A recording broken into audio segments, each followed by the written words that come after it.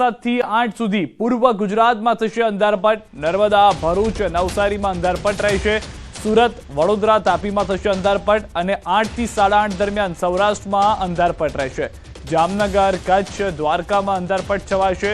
મોરબી, ગીર સોમનાથમાં છવાશે અંધારપટ। 8:30 થી 9 દરમિયાન છવાશે અંધારપટ બનાસકાંઠામાં, મહેસાણામાં, અમદાવાદ, ગાંધીનગર અને ભાવનગરમાં। તો આ તમામ જે જિલ્લાઓ અને શહેરો છે ત્યાં આગળ તબક્કાવાર અડધી કલાકનો અંધારપટ જે છે તે કરવામાં આવશે। સૌથી વધારે મહત્વની વાત એ છે કે આ મોક ડ્રિલનું આયોજન કરવામાં આવ્યું છે। જે રીતે ભારત તરફથી આખું એક ઓપરેશન ચલાવવામાં આવ્યું સિંદૂર, જેમાં આતંકીઓનો ખાત્મો કરવામાં આવ્યો, પરંતુ આતંકીઓના એ આકાઓને એને લઈને પેટમાં દુખી રહ્યું છે। તો જો એનો પેટનો દુખાવો વધી જાય અને તે કોઈ કાર્યવાહી કરે તો તે પહેલાથી જ ભારતે તૈયાર રહેવાનું છે।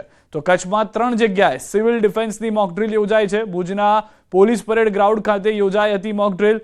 પોલીસ, એનસીસી અને હેલ્થ વિભાગ, હોમગાર્ડ, રેડક્રોસ, સિવિલ ડિફેન્સ વિભાગ, મહિલા police, she team, PGVCL, RNB, forest વિભાગના કર્મચારીઓ મોક ડ્રિલમાં જોડાયા હતા। મોટી સંખ્યામાં નાગરિકો પણ આ મોક ડ્રિલમાં જોવા ઉમટ્યા હતા। યુદ્ધના સાયરન વાગ્યા બાદ કઈ રીતે સ્વ બચાવ કરવા અથવા બચાવ કામગીરી માટે આવેલ કર્મચારીઓને કઈ રીતે કામગીરી કરવી એ અંગે માર્ગદર્શન આપવામાં આવ્યું।